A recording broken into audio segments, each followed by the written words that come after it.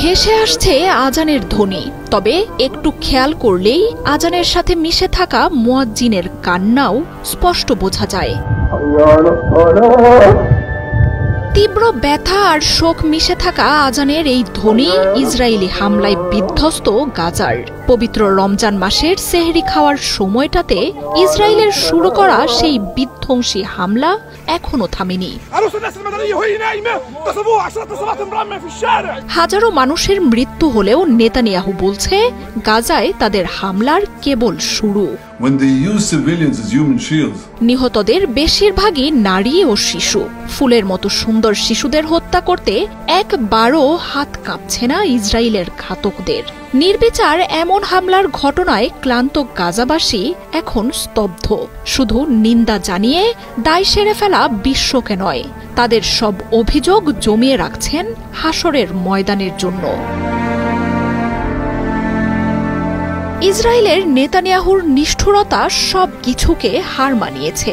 ১.৫ বছরের যুদ্ধে ২৫ লাখের বেশি ফিলিস্তিনিকে হত্যার পর কেবলই গাজায় ফেরত এসেছিলেন বাসিন্দারা। মাটির সাথে মিশে যাওয়া তাদের আবাসস্থলেই আল্লাহর কাছে শুকর জানিয়ে শুরু করেছিলেন পবিত্র রমজান মাসের আনুষ্ঠানিকতা। তবে কোনো সতর্কতা ছাড়াই নেতানিয়াহুর বাহিনী গাজায় আবারও নরক নামিয়ে এনেছে। অব্যাহত বিমান হামলা থেকে রেহাই পাচ্ছে না গাজার কোনো অংশই। ইসরায়েলের হামলায় স্বজন হারানো পরিবারগুলো নিজেদের প্রিয়জনদের খোঁজে মর্গ আর ধ্বংসস্তূপে খোঁজ চালাচ্ছেন।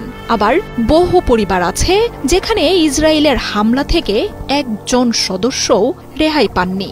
আল জাজিরা এমন বহু পরিবারের কথা বলছে যেখানে একজনও বেঁচে নেই। আবার রামি আব্দুর মতো এমন কিছু পরিবার আছে যারা নিজেরা বেঁচে থাকলেও ইসরায়েলের হামলায় বাবা মা ভাই বোন থেকে শুরু করে সবারই মৃত্যু হয়েছে। তবে এমন পরিণতির পরও গাজাবাসী বলছেন ইসরায়েল হয়তো তাদের মেরে ফেলতে পারে, জ্বালিয়ে দিয়ে তাদের ছিন্ন ভিন্ন করে ফেলতে পারে, কিন্তু নিজেদের ভূমি থেকে ফিলিস্তিনিদের কখনোই উপড়ে ফেলতে পারবে না। গাজায় চালানো হামলায় ইসরায়েলের সবচেয়ে বড় লক্ষ্যই হল শিশুরা। ফিলিস্তিনে নতুন প্রজন্মের অস্তিত্ব বিলীন করতেই যেন বিমান হামলা চালানো হচ্ছে শিশু হাসপাতালগুলোতেও। রাফা ক্রসিং এর কাছে জাতিসংঘের এক চিকিৎসকের বাসভবনে হামলায় পুরো পরিবারটি মারা গেছে। মৃত্যু হওয়া সবচেয়ে কম বয়সী শিশুটি ছিল মাত্র ৩ দিনের। তবে এসব শিশুদের কি দোষ আর কেনই বা তাদের হত্যা করা হচ্ছে সেই জবাব দিতে পারছে না কেউই।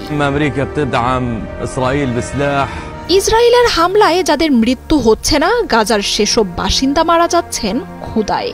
বেশ কয়েকদিন ধরে গাজাকে অবরুদ্ধ করে সব সরবরাহ বন্ধ রেখেছে ইসরায়েল। খান ইউনিসের এক ফিলিস্তিনি নারী বলছেন রমজানের মধ্যেও সেহরি বা ইফতারে এক মুঠো খাবার না পেয়ে তার বাচ্চারা মারা গেছে।